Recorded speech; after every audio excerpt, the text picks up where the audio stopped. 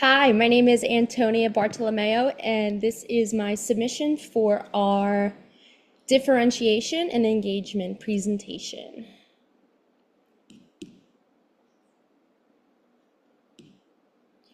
So, I would like to welcome you all to our meeting.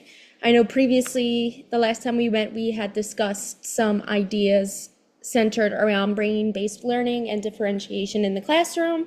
So I went ahead and I have done some research, and I came up with a couple ways to incorporate this into our classroom in order to close the achievement gap.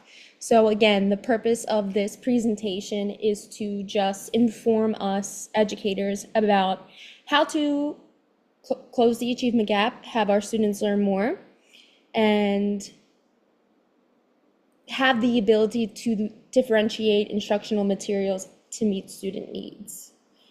Like I said, my name is Antonia Bartolomeo. We are all working at Juniata Park Academy, which is a school of excellence here in Philadelphia. So I believe this differentiation and brain-based learning meeting/presentation is absolutely essential to our school-wide goal of closing the achievement gap and preparing our students for a worthwhile education. Okay, so just a little bit about me. I am a fourth grade teacher.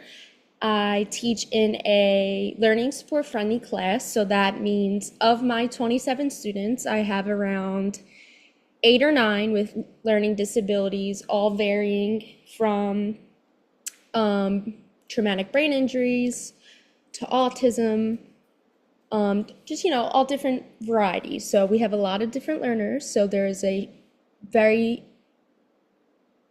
big need for differentiation, especially in my classroom.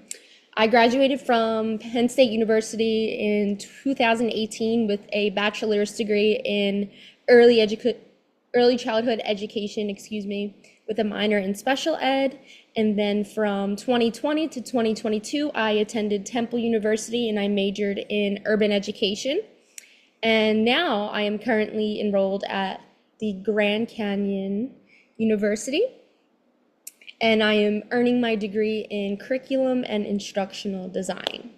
Okay, so you may be thinking, what is brain-based learning anyway? So brain-based learning is the recognition of how the brain processes and then how it organizes the instruction that was received with these rules in mind. So the objective of brain-based learning and its research is to include teaching to individual differences, modifying teaching strategies, and maximizing the brain's natural learning process.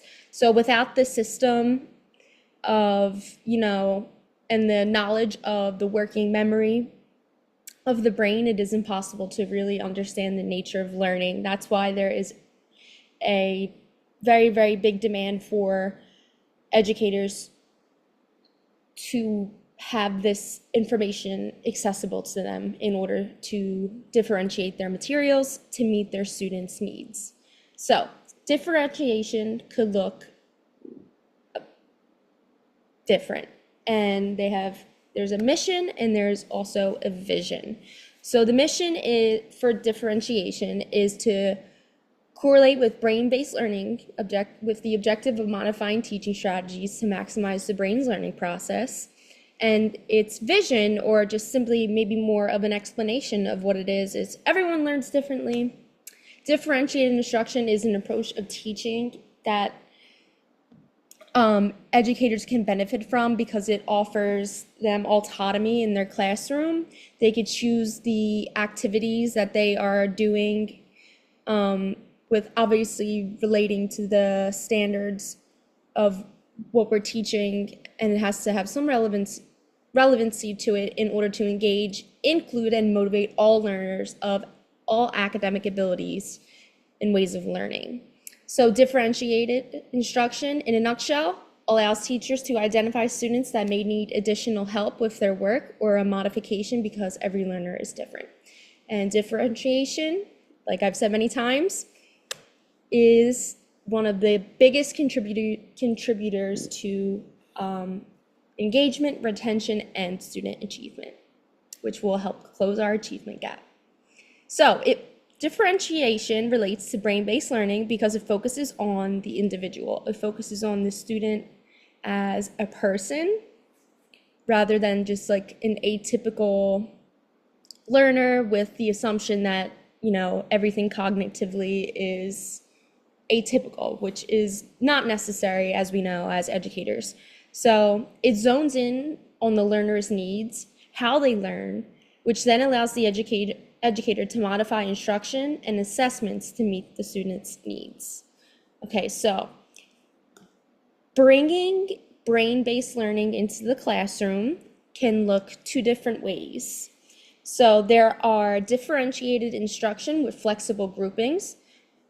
For instance, educators should create diverse groups based on student needs, abilities, learning styles, and interests. To implement, teachers can use pre- and post-assessments to identify students' strengths and areas for growth. The groups should rotate regularly on a consistent schedule, allowing students to learn not only from the teacher, but from one another, addressing their different cognitive needs. And we do this at Juniata Park already, but I am just driving in the impact and the necessariness of small group instruction with flexibility, because it truly is a way to meet learners where they are and to help them with whatever skills they may need some support with. Another strategy to bring brain-based learning into the classroom is with multisensory learning experiences. That could look like a lesson with the incorporation of anchor charts, videos. If you are teaching math, for instance, in third grade, I have experience in third grade, I taught area with unit squares. So those manipulatives were very, very useful and helpful for students, especially that need that, hands-on learning. And, excuse me. And it really just provides an additional scaffold, which still meets grade level content.